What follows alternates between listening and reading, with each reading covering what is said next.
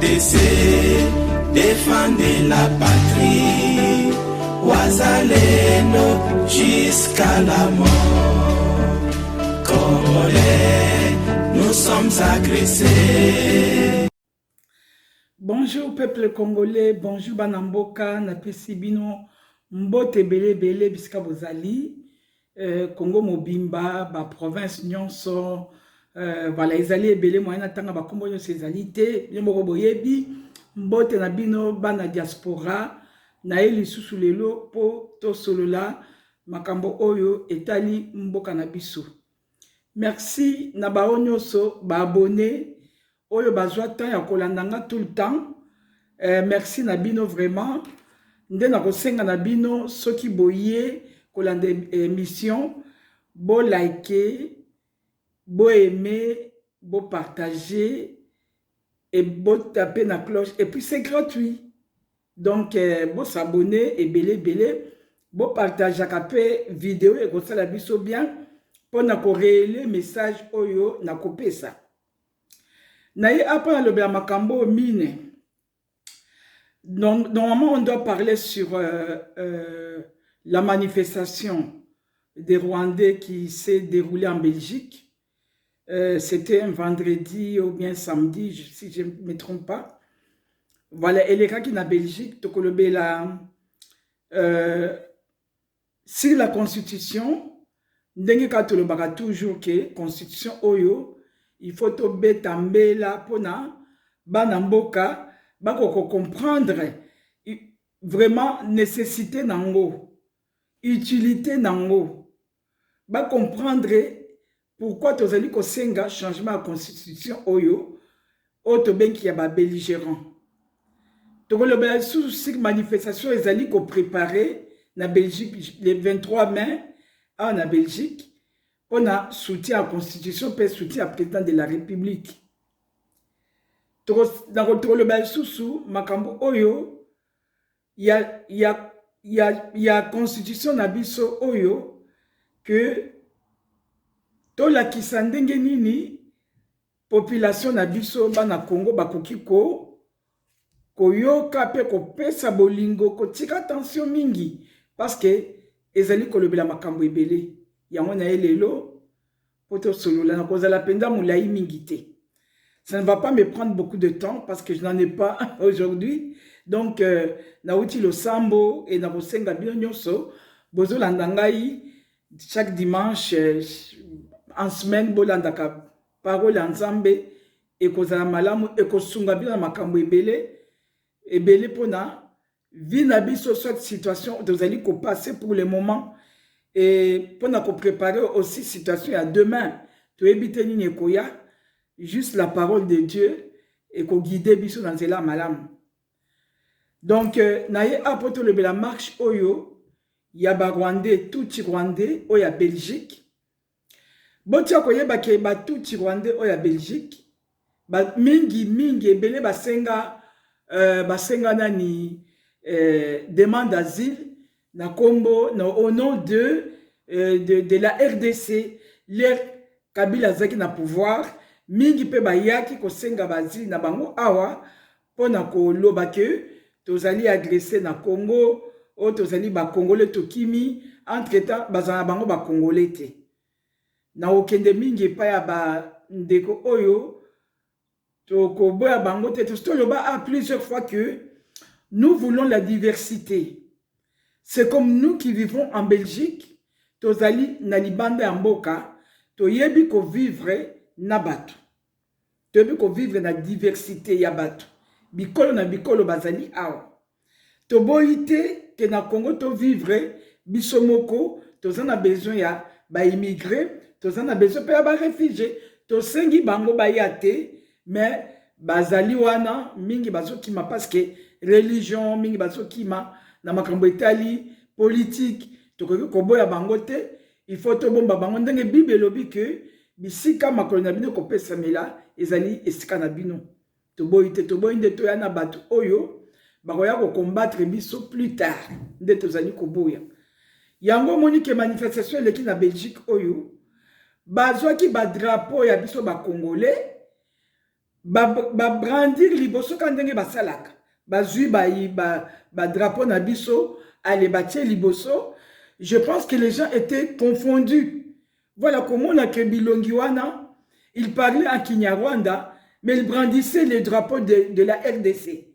Même à Tabat, ils ont encadré manif na bango, ba policiers, ils vont parler entre eux pour dire que, mais parler entre elles pour dire que, mais comment Batou, Bazali Koloba Kinyarwanda, Badna Badrapo à Congo, entre-temps, Bazovanda na Belgique, et ces gens-là ont la nationalité belge. Baza nationalité belge. Oyo bazo brandir Badrapo wana, surtout que contrôler bango na basek na bango. Plusieurs ont demandé la nationalité belge en Belgique. Bazali sous ba Congolais te, ni batoza pe na double nationalité te. Ceux qui bango balobi ke bazo boma bango na Minembwe, na Congo, tu évité juste à Minembwe. Il y a combien de gens à Minembwe? Kaka Minembwe. Mais à Kinshasa ne déclare pas.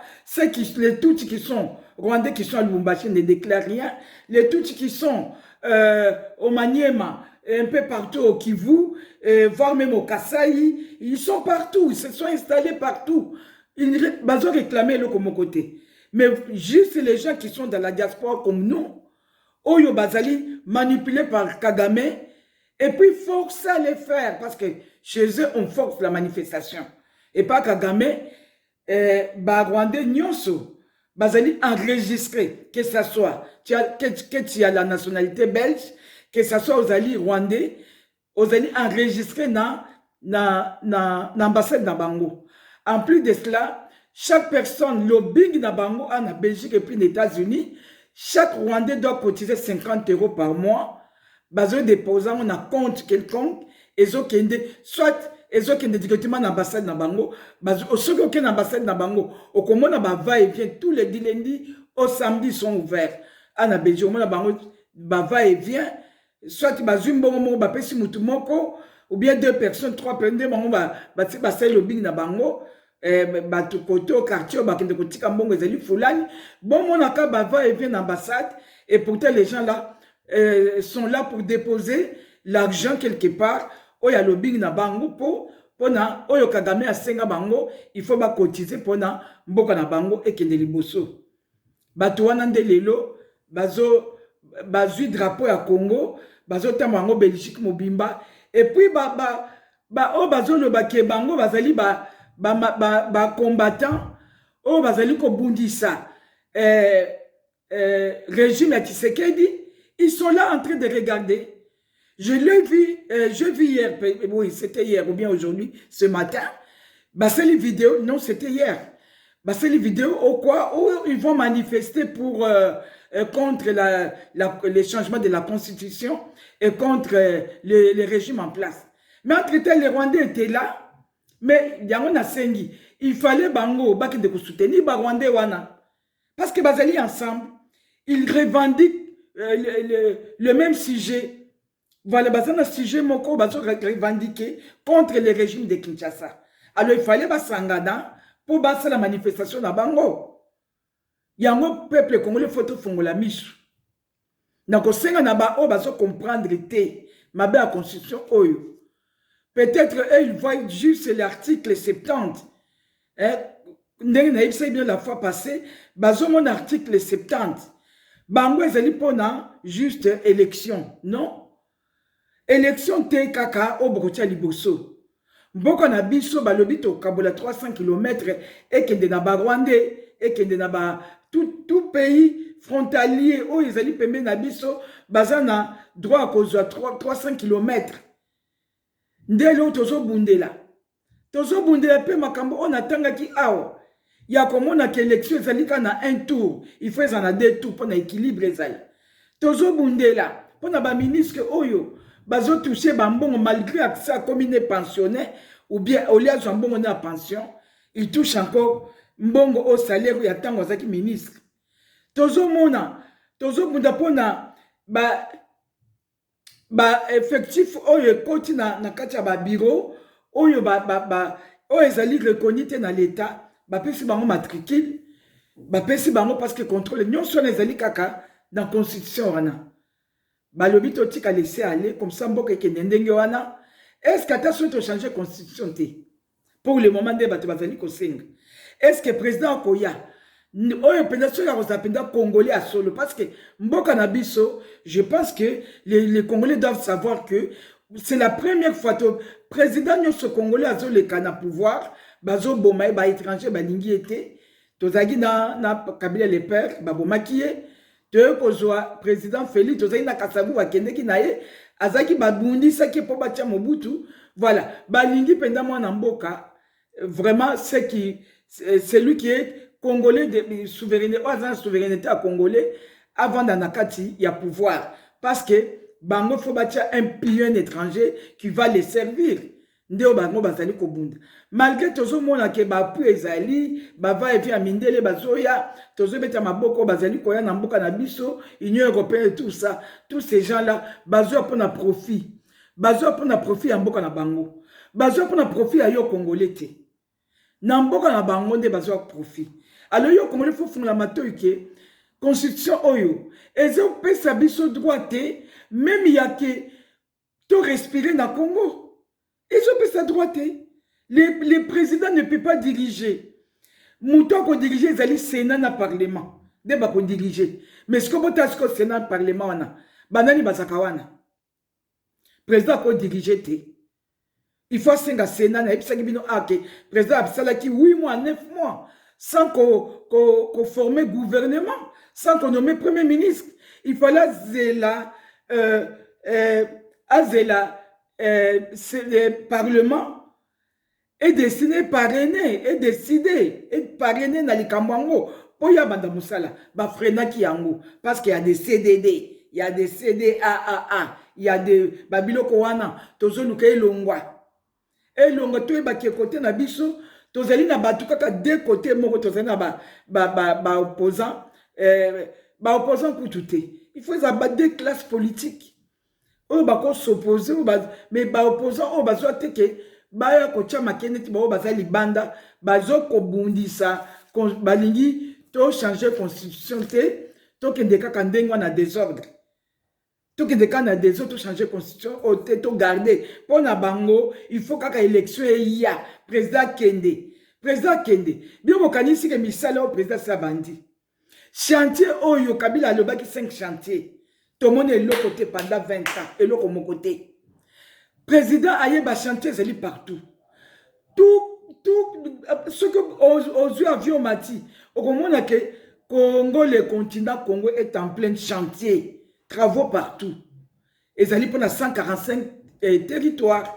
Tozo bongisambo na biso. Bokanisi que ceux qui le président Keinde Bozo Kanawana, que président Sikaye, oyo baminde bakoza simanaye parce que bakoza toujours simanaye. Aoya ko servir yo mutozo ba changer constitution. Aoya ko servir mboka na biso ke de liboso.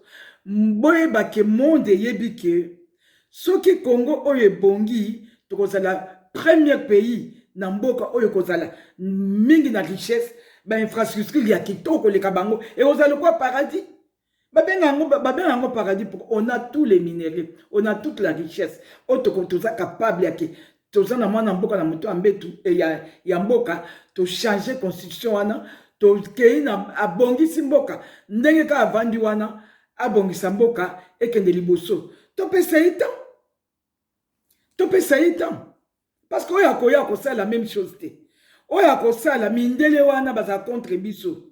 Oto bunda depuis 1960. Bakoya simana bako appuyer ye. Et puis akosala eloko moko te. Ozoma akosala eloko bako tikela sa eloko moko te. Bako bloquer ye, bako pese ba ide. Loko bangonde baza simana ye, babanda ko feka ko jongler de gauche à droite, de gauche à droite. Congolais to fungola misu. Tozolo balelo, tozali na bana. Tozokola.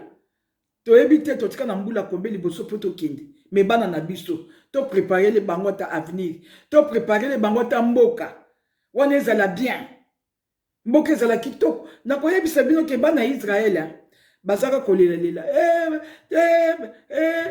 liboso bazaki nanu wana nzambe abengani bango achasaki bango na mabele wana bake bango sale nde bomonaki bango bapanza ni mokili mobimba baki achasser bango baye kozamba ye kozongisa bango wana alemba moko directement bake Egypte ozomona parce que bazali koyoka te kozonga Egypte yango nzambe alobi na bango bazali na kati occupation pendant 400 ans baromain oyo église catholique Vatican nde bazali kuna voilà bayebi histoire qui sont en train de mentir bazokosa ya omoni ke même bajournaliste na bango bakendeki te ils ont fait leur manifestation sans la presse sans nini batiki bango donc cela veut dire que même ata bazwi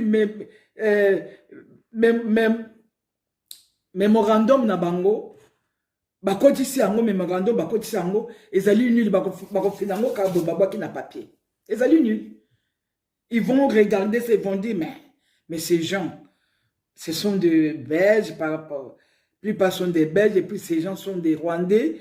Ils sont en train de brandir le drapeau congolais mais en disant que le monsieur Tshisekedi est génocidaire, mais on sait très bien que le monsieur n'a jamais tué les gens. N'a jamais tué les gens. Abomanan, il a tué qui il a tué où? Au Rwanda? Le président Félix a tué où? Au Rwanda? Au Monique, Bazo Salama Kamala Bango et Lokuta. Ba civilier bango moko. Ils se sont humiliés. En brandissant le drapeau congolais, ils se sont humiliés. Il faut battre le drapeau na bango, il y a Rwanda. Pour battre ba couleur na bango. Voilà, donc, tous allons vraiment unis, voilà, tous changer de constitution oyo. Pona, mboka na biso, voilà, donc, constitution bakosala ezala adapté na makambo ezoleka na mboka na biso sikoyo parce que ezalaki adapté na makambo ya Sen City. Il faut balongola yango parce que ezaki constitution moko basaki po se protéger se protéger bon ezaki eloko na bango ndenge Kabila lobaki ezali constitution ezali ya ye voilà ezaki eloko na bango to sala oyo ya biso ba congolais. Soki Kabila lobi ke ezaki constitution ezaki ya yeseke ezaki ya Kagame ezali ba Rwandais ezali ya étranger yango to benga kango constitution ya ba belligérant donc to sala oya biso moko ya bana Congo yango tozo beta mbela ke bao bazo comprendre eloko moko te peut-être bazo ça par ignorance soit bayebi na bango batanga na bango constitution wana te po ba comprendre danger nango bayeba ke biso o tozo tanga ngo toye koyebisa bango ke bafungola misu boyeba ke constitution wana ezali mabe penza soto ezali ba page na ba page soki toke na mozindo ezo bénéficier même pas na yo congolais voilà ezali loko basalaki mpona bato ya libanda bakabula mabele même ba minere na biso wana bakoki mpe kozwa yango yango moni lelo est-ce que boyeba kala makambo ezaki ya Grand Lac komona eutaki wapi Grand Lac oui, Grand Lac de Kivu, mais ça dit Grand Lac T. Pour bénéficier dans le monde de voisins. C'est la même chose. Donc nous devons protéger notre pays. Na conscience de la sika. To protéger ma belle na biso, to se protéger pe biso moko. Voilà, to zali protéger te. Ma Congo na zali lelo bakoya ba bengani biso to kei. To zali ko batuma bavandi bapaya. Ba groupe wa lelo ba bibo kendi. Ba kaboli ne ba le baki 300 km wana. Babito de cette chose 1000. Après, tikali mukeboui. Tango kotika yokonda bayeko le bale allez. Bobima a bolonga bokinde. Bana biso bazangi mabeli kapona yo parce que ozaki zoba. Ozaki tata moko azoba, maman moko azoba, elenge moko a jeune ya zoba, ozo comprendre loko moko te. Ozo bunda pona libumu na yo. Ozo lo ba changer te parce que yo faut lire. Mais tu oublies que l'avenir de la jeunesse est allé. Tu oublies que la jeunesse c'est koya sima, il faut pas bénéficier bakuta mboka na kobonga. Et ça l'appelle na maboko ya ba congolais. Yango to sengi que na tuna gibino bo pesa nga président ni bomoni oyo bozo ba Tshisekedi akende na 2028 oyo akoya ko remplacer wana azali wapi. Bolandaki président. Alobi akolunga kaka soki Nzambe a décidé. Yami bale alobi akosala nani ako changer constitution wana asa lobaki yango alobi élection pe ekosalema te mbongo pe ako changer ya kosa élection ezozanga te mais ako sa élection te tangu deux pays deux villes na biso des provinces wana deux villes ezali occupées tokene élection te boye bango tokene élection te kolekisa no tangu pamba te okobima libanda bango bazomela miliki na poto yo kuna olobi tokobima libanda poto maxi mpona contre constitution ozali zoba et puis bokozala combien parce que tozali ebele bakongolais ebele au moins 95% bazali pour les changements oyo bazali comprendre le reste wana bazo comprendre te soki mpe bameli diamba soki nini toyebi te ou bien balobaka na sa bakwiti soit bayebi kotanga te soit bazotanga me bazo comprendre eloko moko te yango moni peuple congolais na ye koloba bino ke soki manifestation boyoke bakongolais bazosala manifestation pour le changement à cause de que ça soit au pays, que ça soit dans la diaspora, il faut botter les maboya et belé, bozanga kate, to soutenir la constitution oyo, ba changer yango, to longola yango nanzela na biso, pona to zaï loko na prison, to kanga constitution, to kende kundango ndeka passe mpona lobaki, to kundango penza to sa lango, bétonnage oyo ya Pierre Tombal et kende libela, tozo ya biso bana Congo ya biso moko ezo adapté na situation actuelle de la jeunesse na situation actuelle ya biso bana Congo to tchanga na misala pona mboka na biso bako ko dirigeango na ndenge ya malam parce que ba sénat nyonso wana banani ba gouvernement provinciaux wana tozo mona bazula mbongo apamba bazo sape loko moko te alors babilo il faut que longola dans la constitution wana ko longola tout eza ba organe mususu eza na ba département eza na Congo eza bazolia mbongo apamba neti oya mombali elenga nkoi azolia musela pamba place azali wana bon depuis Kabila za wana outside le côté out toucher Kambou et puis attention balongo la bande toucher kaka mais il faut changer constitution na pesi merci mingi na baonyo so balandi ngai bana Congo ndenge na buta ko le bana bino ke soki olandi vidéo oyo ko bossa na te na suka partager s'abonner et puis liker pour être onyo so na lobby awa ezala relayer na bato mosusu bako comprendre nini tozali kosala po na mboka na biso. Merci beaucoup, je vous aime bien, à la prochaine, bye bye. Manifestation bon monde baye ebele ba se mobiliser baye mais bino tango bako benga bino eza na Belgique a place manifestation koleka bovana bandaku bovandi bozota ba télévision bozana ba TikTok bozo yemba bozo beta masolo bokena banganda au lieu bo la kisake bino pe bozo bunda pona mboka bango ba telemiti ba Rwandais ba telemi na Belgique mais bino ba to Belgique faut poter ma paix même à France Hollande il faut baya na manif kolobate ki parce que bon